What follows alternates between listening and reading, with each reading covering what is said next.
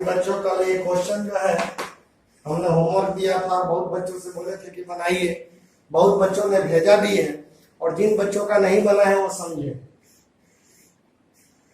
F x बराबर दिया हुआ है 8x क्यूब और जी एक्स बराबर दिया हुआ है x पे पावर 1/3। तो गॉफ और फॉग निकालना है। मोस्ट इंपोर्टेंट क्वेश्चन इस बार आया हुआ है। तो गॉफ इंटू जी इंटू एफ एक्स के यहाँ पे वैल्यू रख दो 8x क्यूब। अब देखो एफ एक्स का वैल्यू 8x क्यूब है, एफ एक्स हटा के 8x क्यूब। अब ये देखो यहाँ पे जी हट रहा है तो क्या चेंज हो रहा है, जी हट रहा है तो इस पे 1/3 पावर आ रहा है, जी हटा तो x पे पावर 1/3 आ रहा है। तो यहां भी जी हटेगा तो इतना पे पावर 1/3 हो जाएगा। और 8x क्यूब को हम लोग 2x का होल क्यूब कहेंगे। 8x क्यूब को 2x का होल क्यूब और 3 से 3 कैंसिल हो गया, 2x आपका आंसर हो गया। देखिए fx के यहाँ पे 8x क्यूब, अब g हट रहा है तो क्यूब रूट आ रहा है, g हट रहा है तो क्यूब रूट, तो g हटा तो x था तो x पर क्यूब रूट, 8x क्यूब है तो 8x क्यूब पर क्यूब रूट। और 8x क्यूब को 2x का होल क्यूब लिखेंगे और ये कैंसिल हो जाएगा और आपका आंसर आ गया। अब फॉग के लिए आइए f इंटू जी एक्स। अब जी एक्स यहाँ पे x छुपा रहता है और o हटा के ऑफ का मतलब इंटू जी एक्स का वैल्यू x पे पावर 1/3, जी एक्स का वैल्यू ये वाला रख दीजिए। अब देखो यहाँ पे क्या हो रहा है, 8 हट रहा है तो 8 आ रहा है, यहाँ पे क्या चेंज हो रहा है, 8 हटा तो 8 आया और इसका क्यूब हुआ। यहाँ पर 8 हटा तो 8 आया और x का क्यूब हुआ। तो यहाँ पर भी 8 हटेगा तो 8 आएगा और इसका क्यूब होगा। तो इसका क्यूब कर दिए तो इसका वैल्यू आपका हो गया 8x, आंसर हो गया। अब 9 तक हम आपको पिछले वीडियो में बता चुके थे। अब आप लोग 10 नंबर देख लीजिए। ये कह रहा है कि f such that x tends to y एक व्युत्क्रमणीय फलन है। तो सिद्ध करना है कि f का प्रतिलोम अद्वितीय है। आपको सिद्ध कर देना है कि f का प्रतिलोम अद्वितीय है। तो माना कि f का प्रतिलोम g1 तथा g2 है। क्वेश्चन कह रहा है कि आप दिखाइए कि f का प्रतिलोम अद्वितीय है। अद्वितीय का मतलब कोई दूसरा नहीं है, एक ही ठो है। अद्वितीय का मतलब होता है f का प्रतिलोम बस एक है और हम इसको रिवर्स मान के प्रूफ करेंगे। हमने मान लिया कि f का प्रतिलोम g1 तथा g2 है। तो फॉग g1 बराबर क्या होगा, आपको हमने परिभाषा में बताया है कि f और f इनवर्स एक दूसरे का प्रतिलोम होगा। तो f इंटू f इनवर्स बराबर होता है I, आइडेंटिटी होता है। तो ये हो गया आइडेंटिटी रिलेशन I। और फॉग g2 बराबर भी क्या होगा I, क्योंकि दोनों प्रतिलोम है। अब देखो f इनवर्स को इधर भी लो, अब एक को लेके चलो। फॉग g1 बराबर I, f इनवर्स को इधर भी लो, f इनवर्स को इधर भी ले रहे हैं और f इनवर्स को और f ये दोनों मिलके हो जाएगा आपका I, और f इनवर्स और I मिलके हो जाएगा f इनवर्स। I से फंक्शन पर कोई प्रभाव नहीं पड़ता है, वो आइडेंटिटी मैट्रिक्स है। और f इनवर्स मिलके क्या हो जाएगा, आपको मैट्रिक्स में भी पढ़ाए हैं कि a और a इनवर्स मिलके आइडेंटिटी मैट्रिक्स होता है। तो f और f इनवर्स का प्रोडक्ट हो जाएगा I, और I और o g1 का वैल्यू हो जाएगा g1। तो g1 का वैल्यू आ गया f इनवर्स। फॉग g1 लिए, दोनों तरफ f इनवर्स लिए, f इनवर्स और f मिलके हो गया I, और f इनवर्स इधर भी हो गया और I और g1 मिलके हो गया g1। इसी तरह से फॉग g2 बराबर I, तो f इनवर्स लोगे तो इसका भी वैल्यू इतना ही आ जाएगा। खाली या g2 करते चलोगे इसका भी आएगा। तो देखो g1 और g2 दोनों का वैल्यू बराबर आ गया कि नहीं। तो इसीलिए कहेंगे कि f का प्रतिलोम अद्वितीय है, क्योंकि हम 2 को मान के चले और जब आगे प्रूफ कर रहे हैं तो देख रहे हैं कि दोनों का वैल्यू एक ही चीज है। तो दूठो चीज कहां होगा, आगे चल के तो दोनों सेम हो गया। इसीलिए f का प्रतिलोम जो है अद्वितीय है। आपको सिद्ध कर देना है f इनवर्स का इनवर्स बराबर f। अब जरा ध्यान दो, f such that x tends to y एक व्युत्क्रमणीय फलन है। तो सिद्ध करना है कि f का प्रतिलोम f है और f इनवर्स का इनवर्स बराबर f। देखिए इस फंक्शन को हम लोग इस तरह से लिखेंगे। अगर ऑर्डर पेयर के रूप में पहले लिखिए, तो ऑर्डर पेयर के रूप में लिखोगे तो ए है आपका x का वैल्यू और ये है आपका y का वैल्यू। आपको शुरू से बता रहे हैं 1.2 से, ये x है और ये y है, तो इसको कैसे हम लोग लिखेंगे? x वाला 1, y वाला, x वाला फिर y वाला फिर x वाला फिर y, f हो। तो f इनवर्स क्या होगा? तो f इनवर्स में ये आपस में चेंज हो जाएगा। तो ये आपका आ गया A1, B2 और C3। ये आपका F इनवर्स होगा जो कि निकालना था। F लिख दिया F इनवर्स, तो इसको पलट दीजिए, F इनवर्स आएगा। फिर कह रहा है कि आप F इनवर्स का इनवर्स निकालो, फिर इसको पलटो, तो ये हो गया। एक बार पलटे तो F इनवर्स हुआ और फिर पलटेंगे तो F इनवर्स का इनवर्स होगा और ये होगा 1A 2B और 3C। और देखो F इनवर्स का इनवर्स जो है आपका F के बराबर आ गया। F इनवर्स का इनवर्स आपको F के बराबर आ गया। और आपको 12 नंबर क्वेश्चन इसी तरह का है जो कि आपका होमवर्क हो।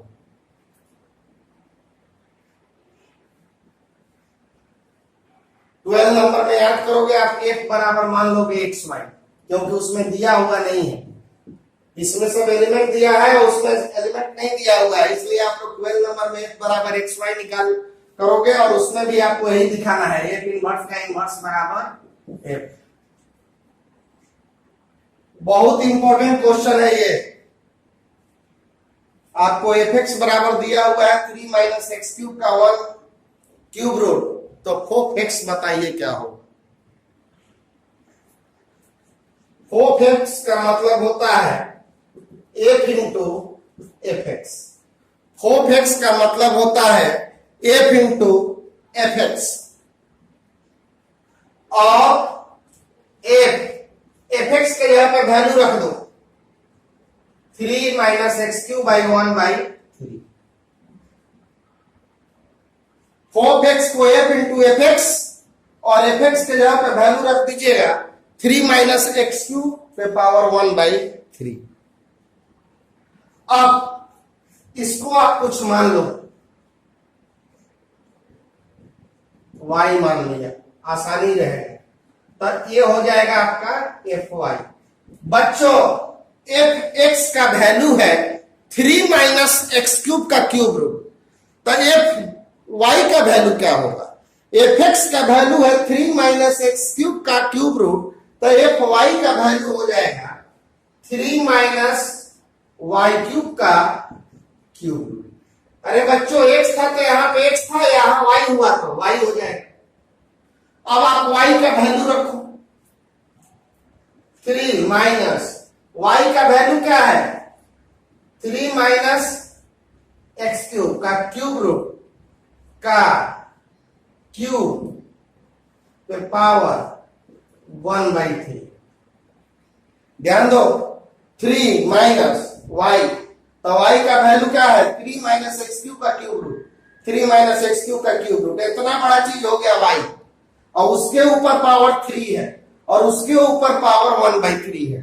फिर से समझो, fy का वैल्यू 3 माइनस y का cube by 1 by 3, 3 minus y के जगह पे दिस, y के जगह पे हमने ये वाला रख दिया, केवल y के जगह पे इतना बड़ा।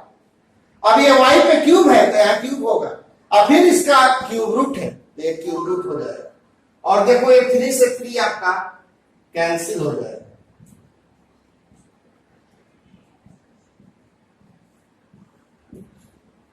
ये कैंसिल हो गया, तो एक्स क्यूब पे पावर 1 बाई 3 और ये कैंसिल कराओगे तो इसका वैल्यू आ जाएगा।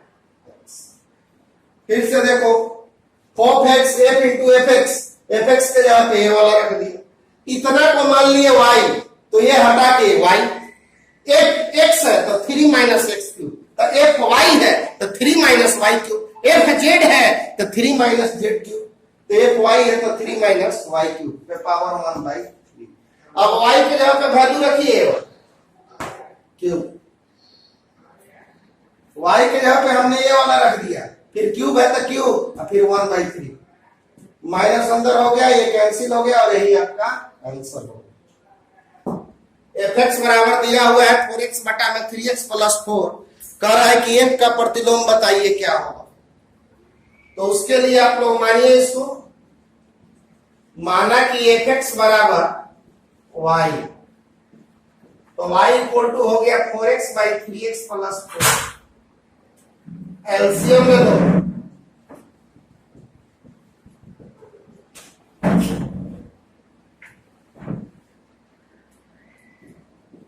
4y 4x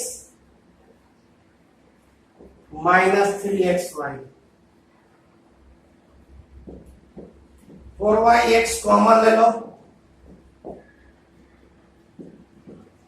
4y बराबर 4 minus 3y equal to x, और इसी x को तो हम लोग क्या बोलते हैं आप 4 माइनस 3y, और इसी x को बोलते हैं f इनवर्स y, और यही आपका आ गया।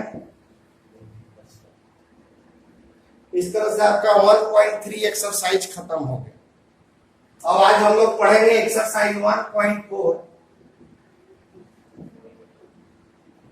Binary operation.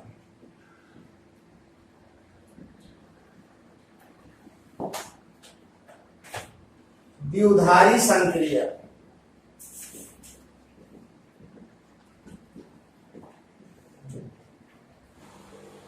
किसी समुचित ए में द्विधारी संक्रिया, बहुत सिंपल भाषा में समझिए। ये स्टार जो है आपका बाइनरी ऑपरेशन है, और स्टार क्या करता है कि दो एलिमेंट को एक एलिमेंट में कन्वर्ट कर देता है, दो एलिमेंट को एक एलिमेंट में कन्वर्ट करता है, लेकिन उसके लिए कंडीशन ये होना चाहिए कि वो दो एलिमेंट भी ए का होना चाहिए और दोनों का कन्वर्सन भी ए में होना चाहिए। मतलब एज ए एग्जाम्पल समझिए, ए स्टार बी बराबर होता है ए plus B, A star B बराबर होता है ए प्लस बी। तो जहां ए भी क्या होना चाहिए ए का, बी भी क्या होना चाहिए ए का, और ए प्लस बी भी क्या होना चाहिए ए का, ए स्टार बी भी क्या होना चाहिए ए का होना चाहिए। जैसे मान लो कि कोई बाइनरी सिस्टम नेचुरल नंबर में है, तो 2 स्टार 3 बराबर ए स्टार बी बराबर ए प्लस बी, तो 2 स्टार 3 बराबर क्या होगा 2 प्लस 3 बराबर 5। तो 2 भी नेचुरल नंबर, 3 भी नेचुरल नंबर, और उसका स्टार भी नेचुरल नंबर। तो ऐसा ही बाइनरी सिस्टम जो आता है परिभाषित है। हर द्विधारी संक्रिया परिभाषित नहीं होता है, परिभाषित होने के लिए ए वाला भी इधर होना चाहिए, तो ए वाला भी इसमें होना चाहिए, तभी जाके परिभाषित होगा। तो किसी समुच्चय में द्विधारी संक्रिया क्या करता है कि दो फलनों को एक फलन में कन्वर्ट कर देता है, और इसको हम लोग ए स्टार बी या कभी कभी ए ओ बी के द्वारा भी सूचित करते हैं, या और भी बहुत सारा चीज दिया रहेगा, लेकिन उसका अर्थ दिया रहेगा कि इसका मतलब ये द्विधारी संक्रिया। और द्विधारी संक्रिया दो चीज को, जैसे 2 और 3 को 2 प्लस 3 को एक चीज में कन्वर्ट कर दिया है। यदि ए स्टार बी बराबर बी स्टार ए हो, तो स्टार क्रम विनियम होता है। तो स्टार जो होता है क्रम विनियम होता है। ऐसे समझिए कि एग्जाम्पल मान लो कि नेचुरल नंबर में जिसका डोमेन भी नेचुरल नंबर, को डोमेन भी नेचुरल नंबर, तो ए स्टार बी जो है आपका ए प्लस बी, तो 2 स्टार 3 लोगे तो इसका वैल्यू 2 प्लस 3 बराबर 5, और 3 स्टार 2 लोगे तो 3 प्लस 2 बराबर 5। तो हम लोग बोलेंगे कि 2 स्टार 3 स्टार 2 जो है क्रम विनियम है। ये जो आपका है क्रम विनियम है, ये जो है क्रम विनियम है। लेकिन अगर यही A star B equal to A minus B होता तो ये क्रम विनियम नहीं होता। पहले तो ये नेचुरल नंबर में परिभाषित ही नहीं है, और अगर यहाँ पे आप इंटीजर लेते, अगर इस तरह से लेते जेड क्रॉस जेड, जेड पूर्णांक संख्या है, तो बी ए परिभाषित नहीं होता क्योंकि ए स्टार बी का वैल्यू बी स्टार ए के वैल्यू के बराबर नहीं है। जैसे 2 स्टार 3 लोगे तो इसका वैल्यू आ जाएगा -1 और 3 स्टार 2 लोगे तो इसका वैल्यू आ गया 3 - 2। दोनों का वैल्यू अलग अलग आ रहा है। तो ऐसे संक्रिया को हम लोग क्रम विनिमय नहीं कहते हैं। क्रम विनिमय के लिए ए स्टार बी बराबर होना चाहिए बी स्टार ए के, तो हम लोग क्रम विनिमय कहते हैं। ये पहला रूल। स्टार साहचर्य कहलाता है यदि ए स्टार बी स्टार सी बराबर ए स्टार बी स्टार सी। अगर ये दोनों बराबर है तो साहचर्य कहलाएगा। जैसे मान लो पूर्णांक संख्या में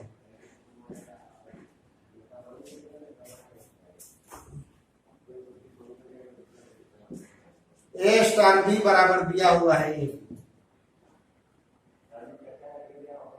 तो क्या ये साहचर्य है? आप देखिए LHS ए स्टार बी